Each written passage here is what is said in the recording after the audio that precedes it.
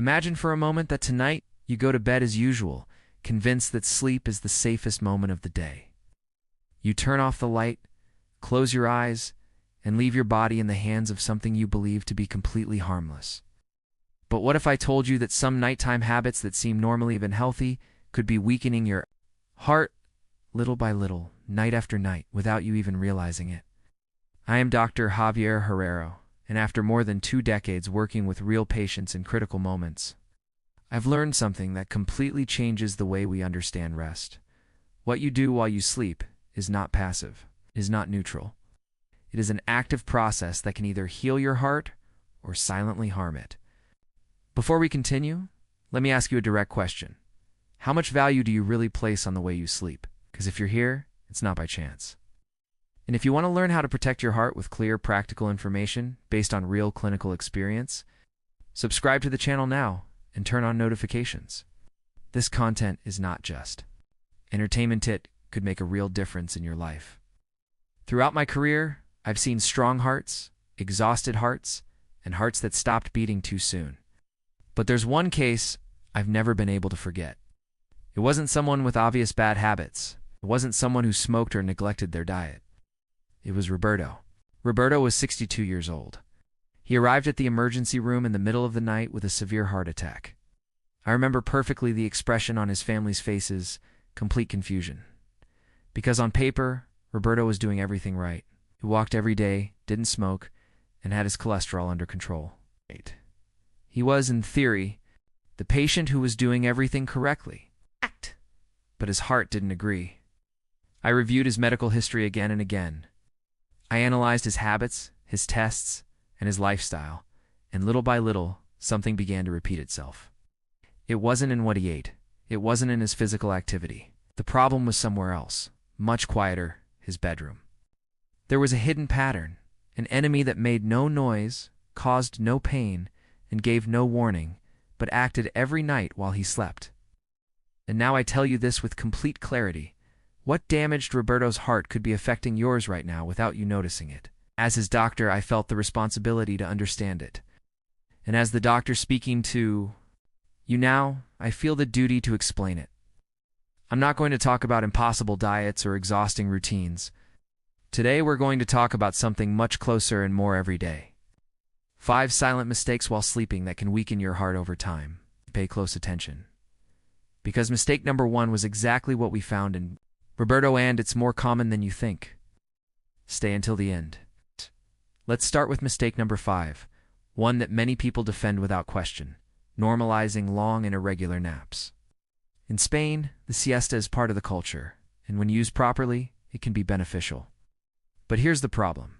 Not everything that seems healthy is good in any amount or at any time. Taking naps longer than 1 hour, or doing so without a consistent schedule, can deeply disrupt your body. When you sleep for more than 60 minutes during the day, your body enters deep sleep phases.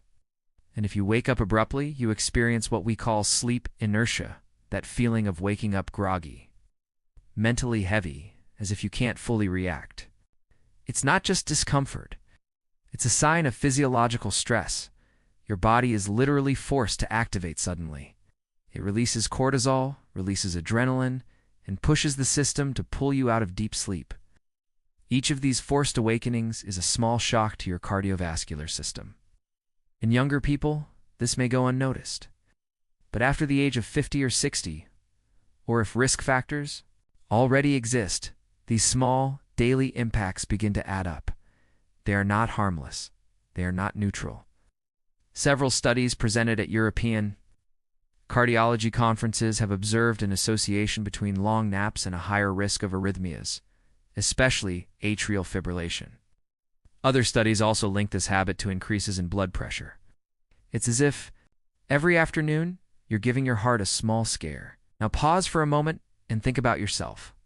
Have you ever woken up from a nap feeling more tired than before you went to sleep, with that heavy, not quite awake sensation? If the answer is yes, your body is already warning you. The question is, are you listening? The solution is not to eliminate naps, but to learn how to use them properly. Correctly, there is something we call the short nap, or power nap. Limit it to 20 or 30 minutes at most. That amount of time allows you to recover energy without entering deep sleep. Out. And there's another key point that many people overlook. Avoid taking naps after 3 p.m. It may seem like a small detail, but it isn't. Timing directly influences your biological rhythm and the quality of your nighttime rest. Use an alarm. Be consistent. Because a well-timed nap can help you, but a long nap, repeated day after day, can turn into a silent habit that works against your heart. And now I want to leave you with a personal reflection, not to alarm you, but to wake you up. What are your naps really like? Are they helping you, or do they just give you the feeling that they are? Think about it. Observe it this very week, because in the next segment, we're going to talk about another even more common mistake, one that many people consider. Completely harmless, but that forces your heart to work harder every night without you realizing it. When you understand it, the way you see rest will never be the same. Let's continue. If you've made it this far, you've already taken an important step, starting to question habits that for years seemed normal. And even if you don't notice it, that alone is already a way of protecting your heart. Now let's move on to mistake number 4. Sleeping in a room that is too cold may seem unimportant. Some people even strongly defend it. I sleep better in the cold. I like feeling fresh air. It helps me rest more deeply. And to some extent that's true, but only up to a point. Because when the temperature drops beyond what your body can comfortably manage, what happens inside you is not restits effort. While you sleep, your body is still working. It regulates temperature, maintains circulation, balances hormones. But when the environment is too cold, that balance is disrupted. The body enters defense mode. And what does that mean? It means the blood vessels in your arms and legs constrict to preserve heat in your vital organs. This process, called vasoconstriction, has a direct consequence. It increases blood pressure. And when blood pressure rises, the heart has to work harder to pump blood. Now think about this for a moment. 8 hours every night, for years. This is not a one-time effort. It's a repeated load. In younger people, the body can compensate better. But after the age of 50 or 60, the body's temperature regulation system becomes less efficient. And if there is also hypertension, diabetes, or circulatory problems, that nightly effort stops being small, it becomes cumulative. We're not talking about comfort here, we're talking about physiology. Many patients tell me, but I don't feel cold. And I understand, because the perception of cold changes with age. You may not feel it, but your body is still dealing with it. And this is the most important thing you need to understand. Not everything that doesn't bother you is harmless. Sleeping in an excessively cold room forces your heart to work harder at a time when it should be recovering. The recommendation is simple but powerful. Keep your bedroom temperature between 18 and 21 degrees Celsius. Not too cold, not too warm. That range allows the body to enter a restful state without activating defense mechanisms. And there's one detail many people underestimate: your feet. Keeping your feet warm promotes circulation and helps your body reach a more stable state of relaxation. Something as simple as wearing proper socks can make a real difference in the quality of your sleep. Now let me ask you something. How do you sleep? With strong air conditioning, with the window open all night in winter, believing that the colder it is, the better? Don't judge yourself. Observe yourself. Because when you begin to observe, you begin to change. Now let's move on to mistake number 3. This is one of the most common, yet also one of the most ignored. Having irregular sleep schedules. Going to bed at a different time every day, waking up without a clear pattern, sleeping little during the week, and trying to catch up on weekends. All of this seems normal, socially accepted, even unavoidable, but your body doesn't interpret it that way. Inside your brain, there is an extremely precise system, your biological clock. This clock regulates essential functions such as hormone release, body temperature, digestion, and also blood pressure and heart rate. This system needs stability. It needs repetition. It needs routine. When one day you go to bed at 10 p.m., another at 1 a.m., and another at a completely different time, it's as if you were constantly shifting time zones without ever leaving your home. It creates an internal jet lag that disrupts all your processes. And when that disorder is maintained over time, the consequences begin to appear. Various studies have linked irregular sleep patterns with increased blood pressure, higher levels of inflammation in the body, and greater stiffness in the arteries. All of this creates an environment that does not support heart health at all. But let me explain it in a simpler way. Imagine your heart as a musician in an orchestra. For the music to sound good, it needs to follow a steady rhythm. If the conductor changes the tempo every night without warning, the musician becomes uncoordinated, tired, and less precise. The same thing happens to your heart when your sleep schedule is chaotic. You don't give it rhythm. You don't give it stability. You don't give it real rest. And here's something important. Many people believe that as long as they get enough hours of sleep, everything is fine. But it's not just about quantity. It's about regularity. Sleeping 8 hours one day, 5 the next, and then 9 on the weekend doesn't compensate, disrupts. The solution may seem simple, even boring, but it's one of the most powerful decisions you can make for your health. Establish a fixed schedule. Try to go to bed and wake up at the same time every day, even on weekends. Because your body doesn't understand Monday or Sunday, it only understands patterns. For most adults, sleeping between 7 and 8 hours is recommended. But even more important is that those hours happen consistently. If you need to adjust your schedule, do it gradually. Don't change more than 1 hour at a time. Give your body time to adapt. That regularity acts like a biological anchor. It brings order to your system, gives predictability to your heart, and allows it to anticipate, regulate, and recover. Now I want you to look at yourself honestly again. Are your schedules stable, or do they constantly change? You go to bed when you can, or when you choose to take care of yourself. You don't need to answer me, answer yourself. Because in the next segment, we're going to dive into one of the most dangerous mistakes of all, one that many people ignore for years, until the body stops ignoring it. And when you understand it, you may think of someone close to you, or even recognize yourself. Now we arrive at mistake number 2, one of the most dangerous, and at the same time, one of the most ignored for years, paying little attention to snoring and pauses in breathing. Many people treat it like a joke. Something annoying, yes, but not really important.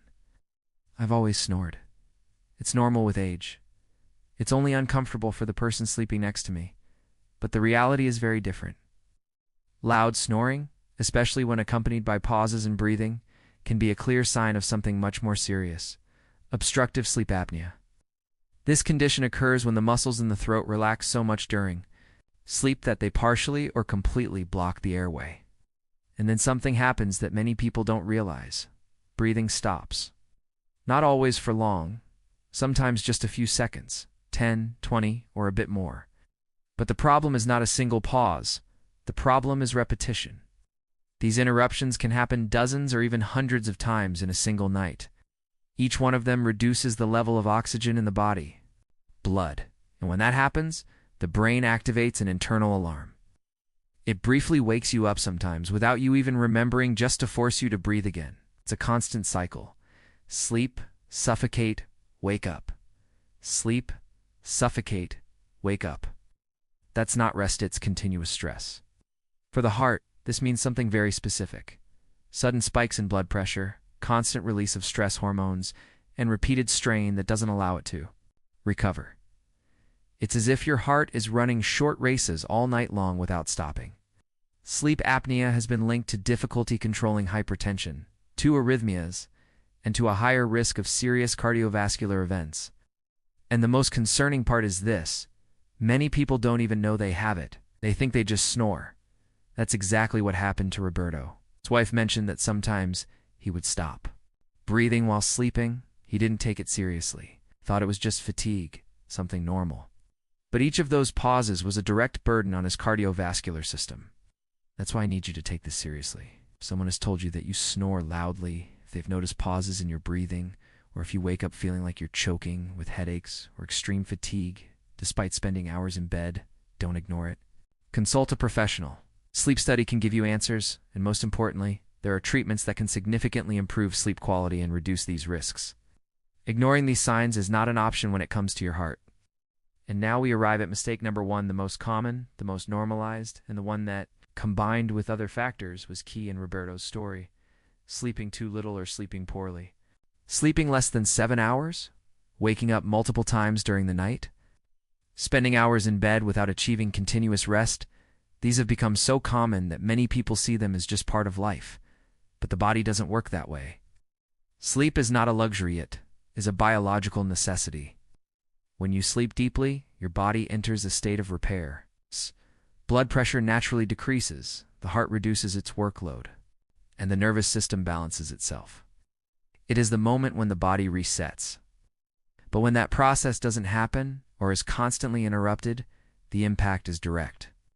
Short sleep has been associated with sustained increases in blood pressure, chronic inflammation, and changes in the arteries.